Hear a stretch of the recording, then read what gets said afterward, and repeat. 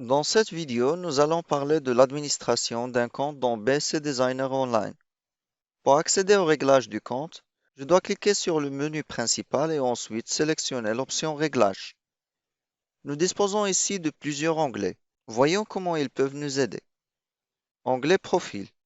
Dans cet onglet, les utilisateurs trouveront leurs données générales, telles que le nom d'utilisateur, les mails d'accès au compte et le mot de passe.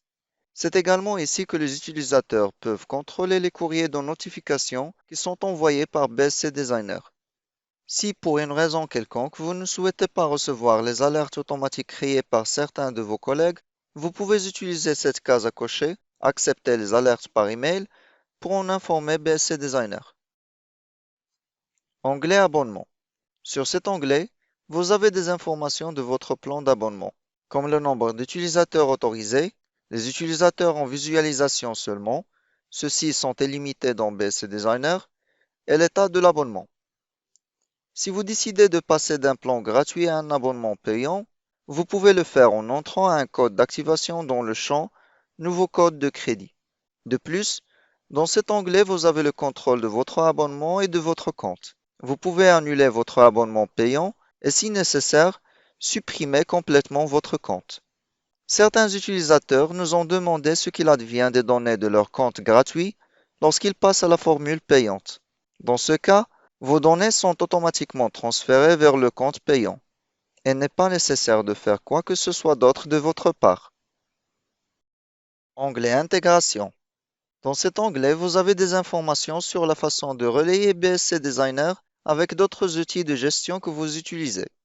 À cette fin, vous disposez de webhooks et de RESTful API. Les webhooks permettent au logiciel d'envoyer des notifications automatiques à d'autres outils logiciels.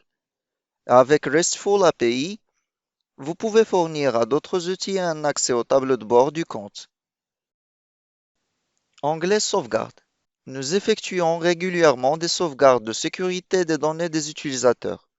En outre, vous pouvez télécharger une copie de sauvegarde de vos données pour la stocker sur votre ordinateur. Cette copie de sauvegarde peut être restaurée ultérieurement sur le compte BSC Designer ou être consultée avec BSC Designer Reader ou BSC Designer Pro. Quelles sont les autres mesures de sécurité? Un point de départ est de s'assurer que la connexion entre votre navigateur et le serveur est sécurisée. Vous pouvez le vérifier en regardant la ligne d'adresse du navigateur. J'utilise Microsoft Edge et dans ce cas, le navigateur indique que la connexion est sécurisée. Un autre aspect de la sécurité est la sécurité physique des données.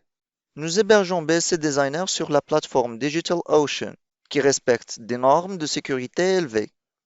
Vous pouvez en savoir plus sur les mesures de sécurité mises en œuvre par cette plateforme dans la section Sécurité de données de leur site web. Enfin, certaines réglementations d'entreprise vous obligent à contrôler l'activité des utilisateurs. Dans BSC Designer, vous pouvez aller dans la section Utilisateurs et activer les journaux d'activité pour votre compte.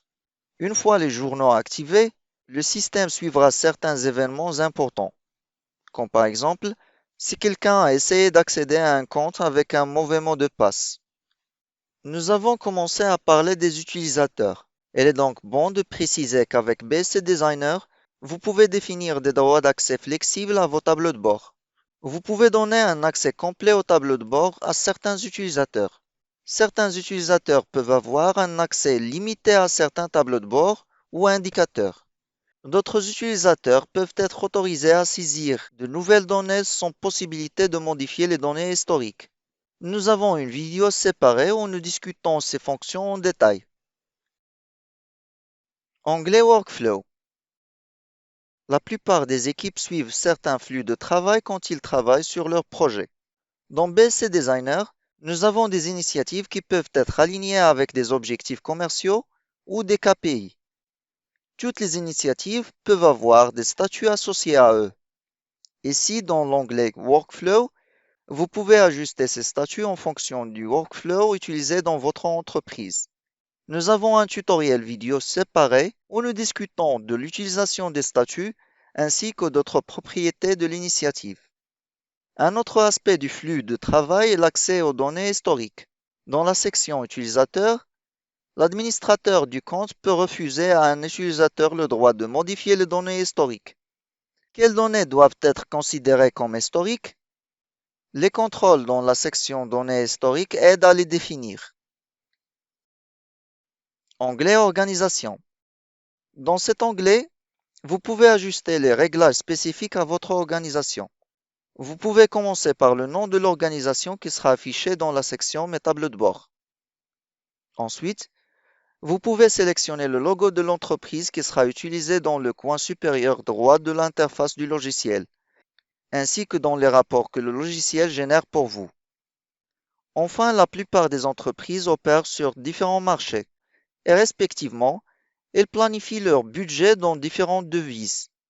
Vous pouvez ajuster ces devises ici et sélectionner la devise principale. Lorsque vous aurez configuré vos devises, elles seront affichées dans la liste déroulante des devises dans le dialogue Initiative. Les devises seront disponibles comme unité de mesure pour les KPI. Et bien sûr, elles seront utilisées dans le rapport coût de la stratégie où les budgets en différentes devises seront convertis dans votre devise principale. Un autre paramètre intéressant est la colonne YTD, AAJ. Utilisez ce paramètre pour indiquer au logiciel comment les valeurs de l'année à ce jour doivent être calculées, jusqu'à la fin de l'année, jusqu'à la date sélectionnée par l'utilisateur dans le calendrier, ou bien l'option classique jusqu'à la date du jour. Dans certains pays, les entreprises ont un calendrier d'exercice différent, où l'année commence en octobre ou en juillet. Si c'est votre cas, spécifiez la date de début de l'année fiscale en utilisant cette option. Ce paramètre affectera les calculs QLONTD, SAJ et YTD, AAJ, qui prendront désormais en compte l'année fiscale et non plus l'année civile. Onglet Stratégie. Passons maintenant à l'onglet Stratégie. Vous pouvez y définir les déclarations stratégiques de votre organisation. Déclaration de mission, déclaration de vision et valeurs fondamentales. Vous pouvez également ajouter un lien vers un document contenant quelques détails supplémentaires. Dans le groupe suivant, vous pouvez définir les thèmes stratégiques ou les résultats stratégiques sur lesquels votre organisation se concentre actuellement. Les attributs stratégiques définis dans cet onglet sont globaux pour votre organisation. Ils seront utilisés pour tous les nouveaux tableaux de bord créés dans votre compte.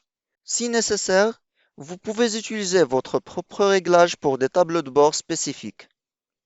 C'est tout ce que je voulais partager avec vous sur l'administration des comptes dans BC Designer Online. Si vous avez des questions, n'hésitez pas à contacter notre équipe de support client.